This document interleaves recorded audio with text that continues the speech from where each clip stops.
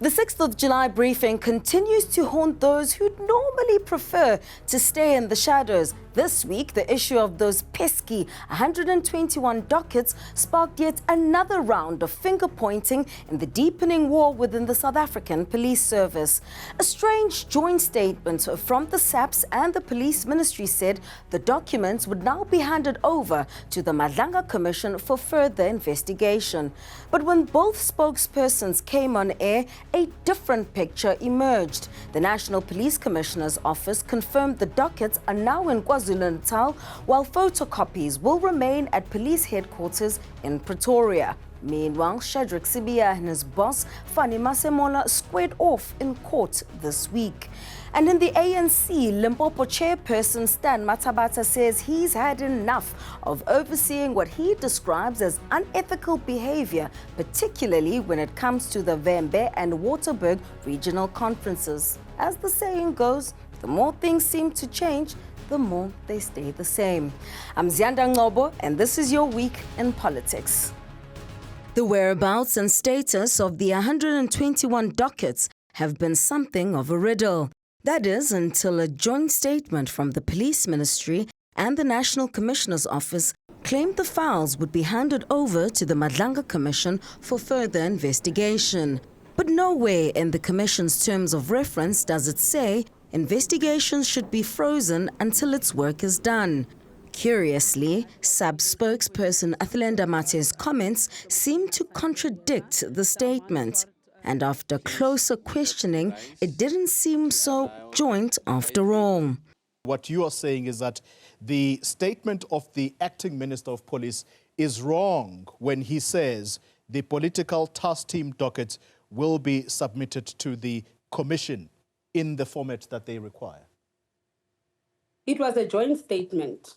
We all take responsibility of the statement. Maybe it's a misinterpretation on your side.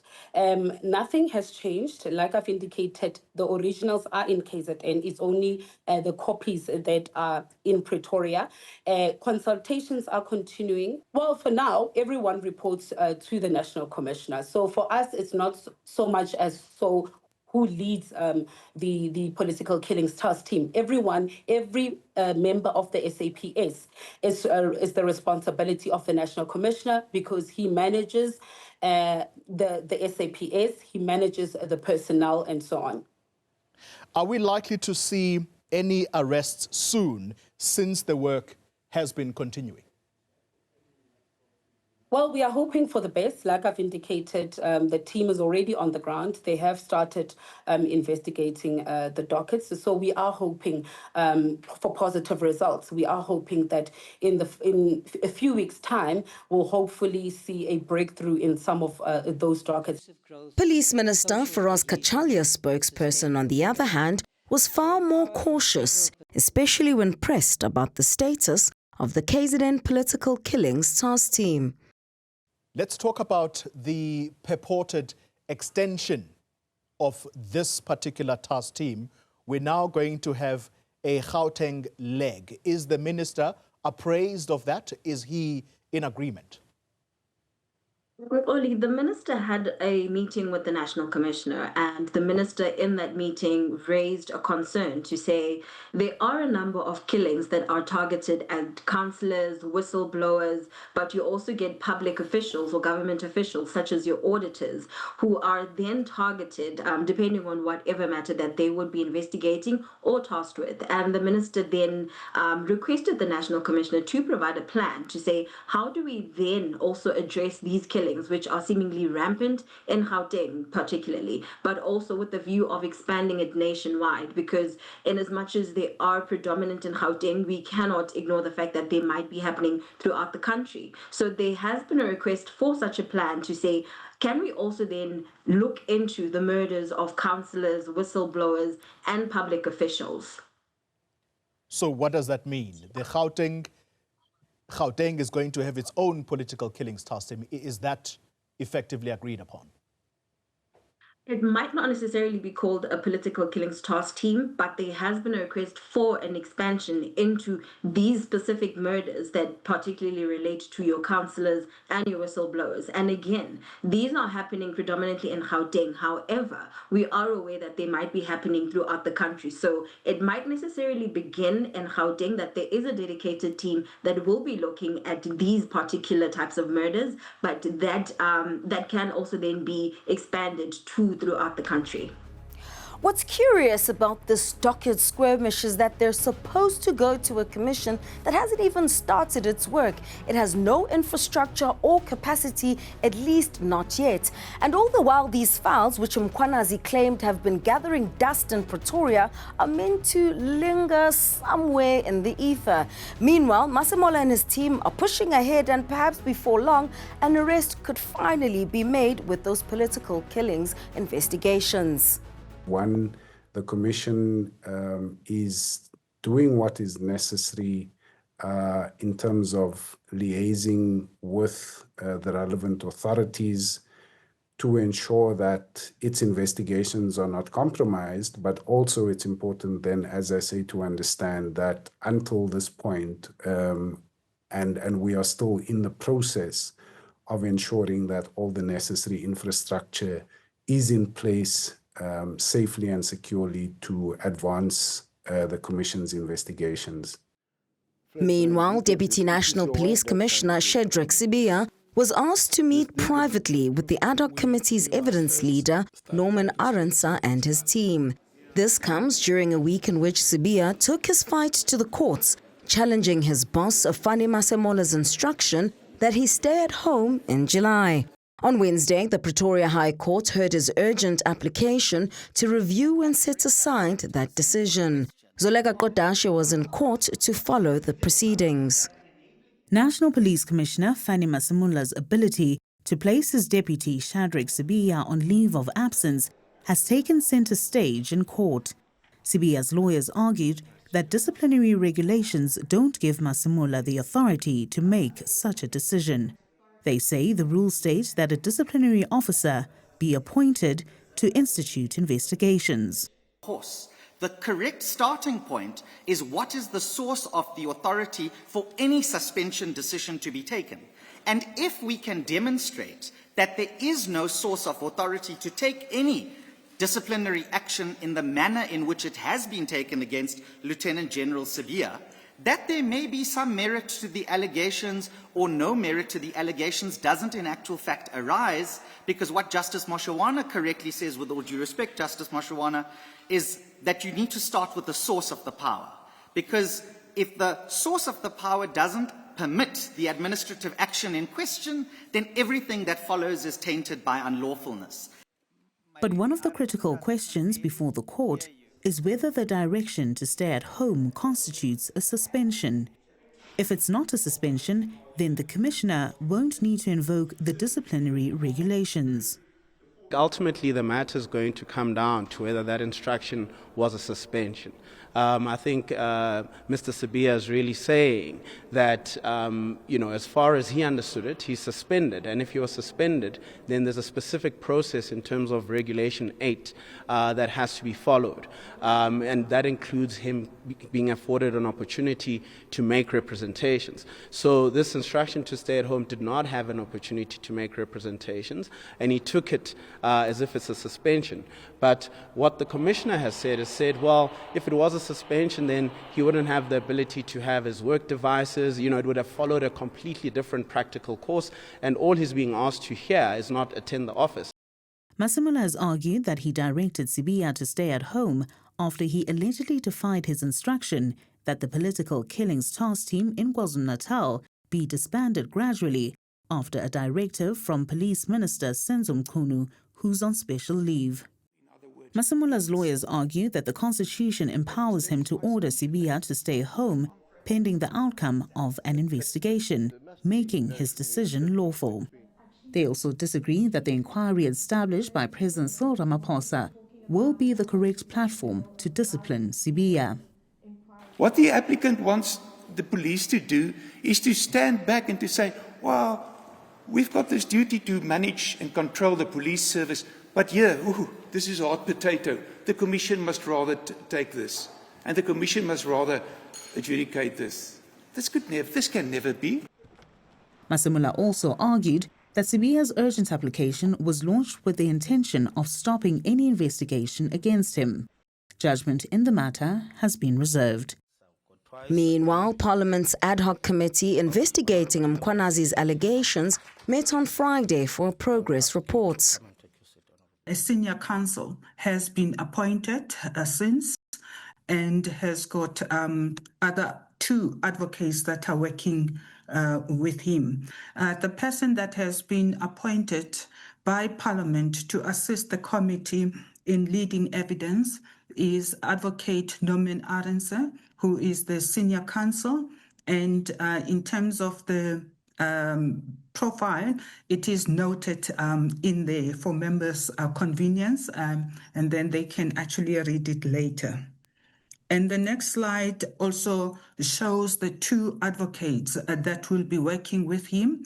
We have Advocate Maria Mugawetsi and also Advocate Lerato Zikalala, who are working together with the senior counsel.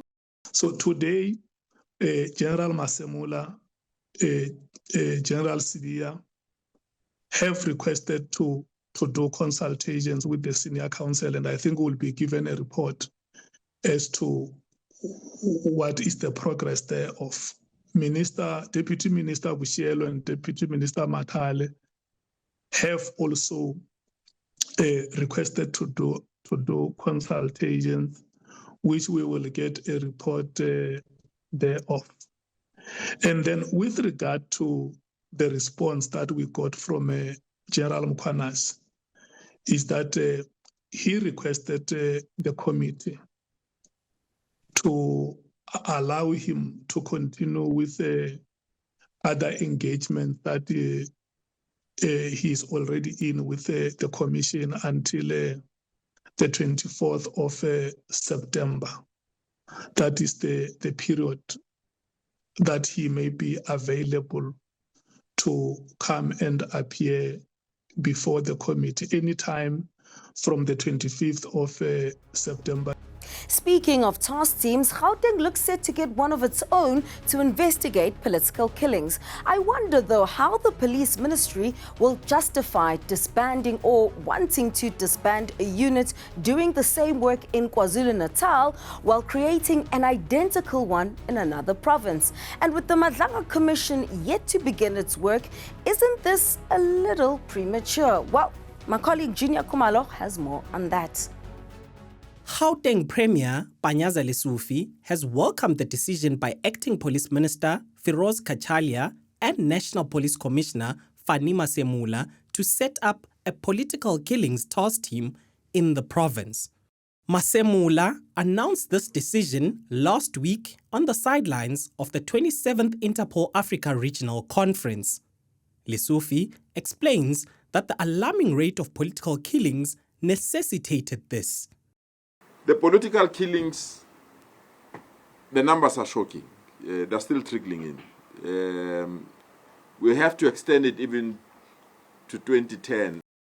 Lesufi has urged the SAPS to extend the terms of reference for the task team to include unresolved killings in the taxi industry. He also calls on those with information that might aid in the investigation to come forward. All those that might have information about political and administrative killings in our province, especially those that are employed within government, either at national, provincial or local government, to make use of the establishment of this unit so that we can resolve these matters once and for all. Lesufi explains that the process of establishing a task team has been long in the making. 3 years ago, he said the ANC assigned him to meet with the then Police Minister, Bheki Cele, and formulate a database of all the political and administrative-related killings within Gauteng. Given the shocking figures, as he described them, that are still being tallied, the decision has since been made to put together a team to probe these killings. Lesufi was briefing the media following the Gauteng Executive Council Lekgotla. So this week, an interesting version of the ANC step-aside rule was applied. As is well known now, the principle is invoked when a member of the party is formally charged before a court of law, and then they have to relinquish whatever authority or position they may have. But who would have ever thought that a provincial chairperson, in this case Stan Mathabata, would self-impose this rule on themselves and then go on to speak about an un-ANC tendency and a lack of integrity in the Vembe and Waterberg regional conferences? We indeed have received the copy of the letter which the provincial chairperson have directed to the national officials of the ANC, indicating that he is stepping aside from his responsibility as the provincial chairperson. Our difficulty as a province is that we are constrained to respond or deal with the content of the letter. As you will see from the letter itself, it is directed to the national leadership and is not directed to us as the provincial executive committee. Therefore, we shall await on how the national officials process the matter, and they will advise how they intend to deal with this matter going forward. ANC Secretary General Fikile Mbalula met with the Limpopo provincial leadership on Thursday to iron out their issues. In line with his responsibility to provide leadership and organizational guidance, the ANC Secretary General convened a meeting at Luthuli House following the receipt of a letter from the Limpopo provincial chairperson, Comrade Stan Mathabata, regarding his intention to step aside. The meeting, attended by NEC deployees to Limpopo, considered the contents of the letter and held engagements with the provincial leadership.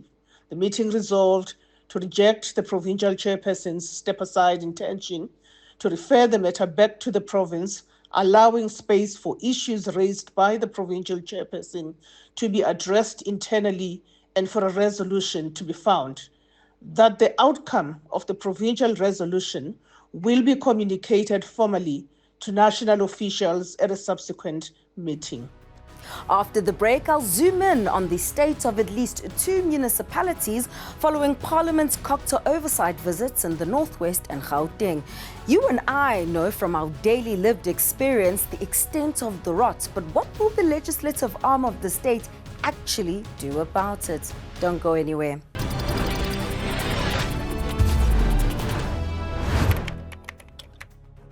Welcome back. You're still watching Week in Politics here on Newzroom Afrika, channel 405.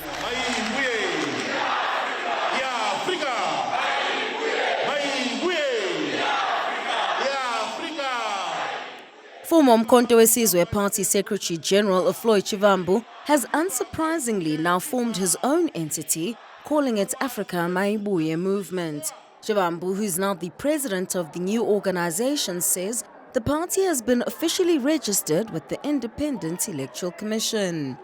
Because we had foresight and understanding, we have already complied with all the provisions of the Electoral Commissions Act of 1996. So Afrika Mayibuye movement is registered as a political party in terms of the Electoral Commission Act of 1996. We have a certificate that acknowledges us as a political party. What that means is that Afrika Mayibuye movement, Mayibuye, is going to be able to contest by-elections strategically. We are going to contest all the wards in the 2026 local government election. We are going to contest to win all the municipalities in 2026. We are going to contest to win the general elections in 2029. Shivambu has also announced that the movement will convene a national convention to adopt its founding document, a manifesto, the constitution, and to map out the way forward. The national convention will be attended by 2,000 delegates from all the municipalities of South Africa, and our guests, traditional and royal leaders, faith leaders from different faith organizations, representatives from Manda Hashu Workers Union of South Africa, representatives of youth and students and different constituencies that are going to come. Parliament's Cogta Oversight Committee has been visiting the Northwest and Gauteng provinces. Here in the economic hub of the country, the legislature's speaker and the leaders, some of them at least, failed to appear before a joint parliamentary oversight delegation on Thursday. Here's Junior Kumalo with those details. Parliament's Portfolio Committee Chairperson on Cooperative Governance and Traditional Affairs, Zweli Mkhize, is calling on Gauteng municipalities to eradicate a growing culture of impunity. The call is particularly directed at the manner in which the 11 municipalities in the province spend taxpayer funds. His utterances come after the publishing of dire municipal audit outcomes by the Auditor General for the 2023-24 financial year. Mkhize was left fuming when some leaders within the province were a no-show. We were just a bit concerned about the level of participation of the province. We don't have, except one, there was only one member of the legislature who I think might still be here. I just get a note now that the speaker also is unable to join us. I have not heard much about the provincial Cogta committee other than the one member. No, in fact, the one member is Scopa. I've not heard about the provincial Scopa. In her 2023-2024 report, the Auditor General flagged what she described as the deteriorating financial health of Gauteng's municipalities. Key issues included unfunded budgets, unauthorized expenditure, and poor management of water and electricity services. Gauteng Premier Panyaza Lesufi, however, says an inadequate local government funding model is partly to blame for the fiscal constraints. Lesufi is calling on the redemarcation of municipalities within the province. We have the strong view in Gauteng that the two districts, and that the two districts that are going through difficulties, Sidibeng and Western. If we can convert those two districts to be metros and have the entire province being a metro province of 5 metros, we really believe the limitation and challenges that we have now of the areas that we're identifying will be eliminated. The AG found that the Metro had awarded over 900 million worth of contracts to individuals related to officials in the city. Mkhize wants the mayor and his team to submit a detailed report on current criminal investigations. This, as more municipalities in the province are expected to appear before the Oversight Committee. In the Northwest, the situation seems to be no different. Newzroom Africa's Refilwe Siboko tracked that story from that part of the country. Members of the Cooperative Governance Portfolio Committee, the Standing Committee on Public Accounts, and other parliamentary officials spent the last day of their oversight visit engaging on underperforming municipalities in the Northwest, including the Matlosana local municipality. This is where officials were at the center of investigations into alleged unexplained overpayments amounting to millions. The area is also facing poor service delivery. The issue on the maintenance of the fleet is true that we are having a challenge of our fleet. We have approximately 574 fleet that we are owning, and some of the fleet in terms of their age, what we spend in fixing them is more than the book value of the vehicles. We have a plan that we have put in place. The delegation also heard about the current impasse in municipal operations. The culture of Matlosana, as I arrived in 2023, is that they actually allocate work to service providers without following processes. What they would then do in terms of especially plant hire, the juniors or the assistant directors there in the technical department would then allocate. After that is when they then prepare a requisition for payment, which also the order is attached, that is unsigned, and an invoice, then you as a CFO at the end, you just have to comply. Cooperative Governance Committee Chair Zweli Mkhize says the situation across Northwest municipalities is horrifying. It's actually also clear that there are too many challenges. The level of dysfunctionality here is extremely worrying. In fact, if you think of municipalities, the one of the few municipalities that have got the most horrifying image in the public media is Matlosana. Maybe not alone, but Matlosana is amongst those. He's calling on municipalities to stop their over-reliance on consultants. The Northwest Treasury Department says interventions are in place.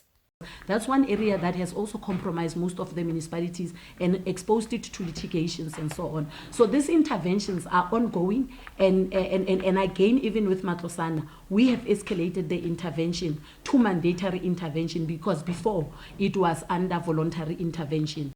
Meanwhile, Northwest Cooperative Governance MEC Wacheng Molapisi will soon outline measures to stabilize the Ramotsiremwinwa municipality following a shootout between members of two security companies.